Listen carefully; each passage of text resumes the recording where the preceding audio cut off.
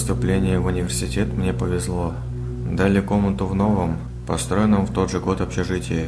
Там то ли программа была по расширению студенческого городка, то ли что-то подобное. Нужно ли рассказывать, как я был рад? Вместо холодных, продуваемых всеми сквозняками коридоров, обшарпанных стен и загаженных душевых, мне досталось место в блоке на 4, со своим душем и кухней. Плюс ко всему еще и с новой мебелью и отличным ремонтом. Приятным бонусом стала белая зависть большинства одногруппников, вынужденных ютиться в старых, едва ли не аварийных комнатах. Меня поселили на 6-й этаж с 3 такими же зелеными сопливыми первогруппниками, и первые месяцы жизнь была по-настоящему прекрасна. Стипендия, пусть небольшая, приходила исправно. Немного помогали родители, да и сам я довольно быстро нашел подработку. Ретушировал в промышленных масштабах фотографии для всяких онлайн-магазинов. С соседями сошлись быстро, а потому в наших комнатах стоял вечный чат кутежа. Проблемы начались в ноябре. Антон, мой сосед по комнате, обнаружил на кухне небольшую трещину в стене. Посмеялись, конечно, пошутили про таджиков и распилы бюджета, и забыли об этом. Однако через пару недель появилась уже вторая трещина, уже в другой комнате, где жили Влад и Гриша.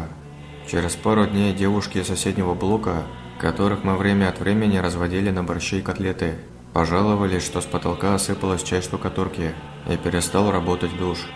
А потом началось что-то странное. Кто-то стучал в двери. Просто стук. 1 или 2 раза в неделю глухой ночью. Выходишь, и никого нет. Проседали потолки, горела проводка, срывала трубы и затапливала комнаты. Притчей во Вьязовцах стал полувыдуманный случай, когда во время любовных утех парочка вместе с кроватью провалилась на этаж ниже, по чистой случайности никого не убив и не покалечив. Бетонное перекрытие между этажами раскрошилось едва ли не в пыль. Было множество жалоб. Приезжала какая-то комиссия во главе с первым проректором, но переселять из нового здания несколько сотен студентов было попросту некуда, а потому все просто неодобрительно покивали головами и разошлись. Мы, в общем-то, были и не против. Есть крыша над головой, есть холодильник, иногда еда и интернет. Что еще нужно для счастья? И все же домой на выходные и праздники ездить стали намного чаще. И как-то раз в блоке я остался совершенно один. Девушкой обзавестись к тому времени еще не успел, поэтому компенсировал ее отсутствие прожиганием жизни в компьютерных играх. И вечер, плавно перекативший в ночь, обещал быть не особенно интересным. Было уже глубоко за полночь, когда в блоке пропало электричество. Такое случалось уже не в первый раз, а потому алгоритм действий был весьма четким. Выйди в общий коридор, открой щиток, подергай на бум пару рубильников. Профит. Тихо ругнувшись и включив фонарик в телефоне, я пошлепал к щитку. Если свет пропадал, то пропадал у всего этажа, и возле щитка часто можно было встретить несколько тел, уже ковыряющихся с тихими ругательствами в его содержимом.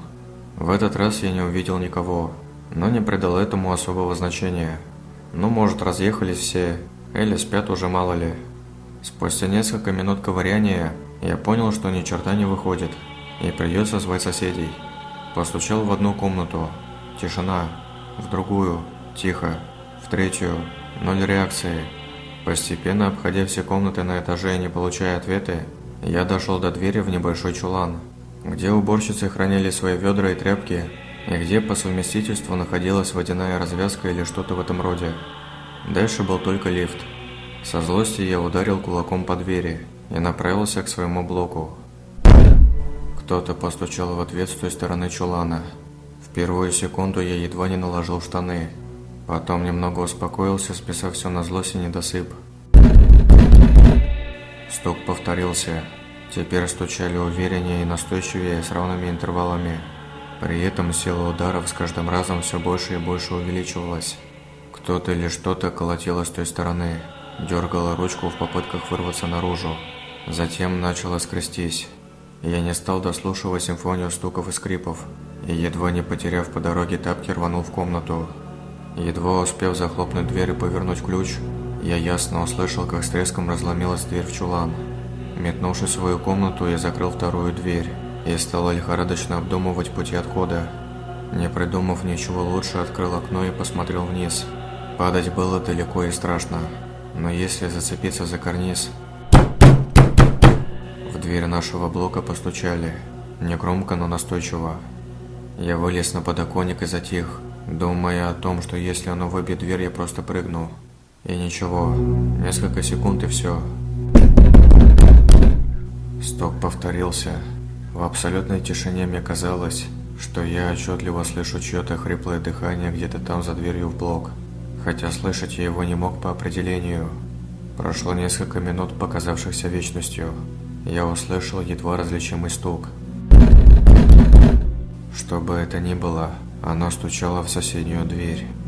Я просидел на подоконнике до самого утра, все время ожидая повторного стука. Только раз отважился прокрасться к своему дивану и стянуть с него сигареты. Утром приехал Антон. С удивлением обнаружив меня замерзшего и продрогшего у открытого окна, он бросил на пол клетчатые сумки с родительскими гостинцами и поинтересовался, что происходило в общем коридоре. Выйдя туда вместе с удивленным соседом, я увидел, что покрывающая пол кафельная плитка и без того не лучшего качества растрескалась и в некоторых местах вообще отсутствовала. Штукатурка на стенах облупилась и осыпалась, открыв кирпичную кладку, а от электрического щитка отчетливо воняло гарью. Я даже не надеялся, что Антон мне поверит, но рассказал про ночной стук. Тот попытался объяснить это страхом темноты, алкоголем и еще десятком других причин, но заткнулся, когда я показал ему на развороченную дверь чулана. Такое ощущение, что кто-то или что-то сорвало ее с петель, разорвало на несколько частей, как бумажный лист, и бросило на пол. Мы осторожно подошли к чулану. Оттуда пахло влагой и пылью. Так пахнет только в очень старых домах. Трубы, еще недавно совсем новые, покрылись толстым слоем ржавчины. Голые стены были в чем-то липком. Посреди одной из них зияла здоровенная дыра, в которой виднелась черная шахта лифта. А на полу валялась какая-то невразумительная смесь из тряпья, окровавленного мяса, каких-то белых осколков и, черт возьми, зачем я посмотрел туда, куска нижней челюсти с разбухшим малиновым языком, человеческой челюсти. Мы орали так, как не орали никогда. Поездка в лифте напоминала ночной кошмар. Оно могло быть в шахте, оно могло быть где угодно, оно сожрало человека. Комендант выслушал нас и, конечно, не поверил. Мы наотрез отказались вернуться с ним туда и показать все как есть. Просто назвали этаж. Конечно, нас долго допрашивали. Настоятельно советовали ничего не рассказывать под страхом исключения. Потом всех выставили из общаги, когда пригнали полицию. Кровавой кашей оказался третьекурсник, живущий этажом ниже. Он, как и я, остался ночью один и, видимо, открыл на стук. Конечно, здание оцепили. Несколько недель туда никого не пускали. Потом только разрешили забрать вещи под охраной вооруженных автоматами людей. Когда я едва ли не бегом перетаскивал свои нехитрые пожитки к выходу, то заметил, что новое снаружи, оно превратилось в облупленную развалюху внутри. И, конечно, нам ничего не объяснили. Ходили слухи про огромное гнездо из проводов, которые нашли в одном из подвальных помещений, про лазы и ходы, которые были в здании, про такие же лазы, ведущие к городской канализации, про монстров, упырей, метрокрыс, гулей. Я понятия не имею, что это было. Не хочу знать. Сейчас мы с Антоном снимаем однокомнатную хрущевку недалеко от универа и подальше от общак. Новостройка у нас рядом только одна. Офисное здание, которое сдали в работу всего полгода назад. Говорят, что там какие-то неполадки с проводкой.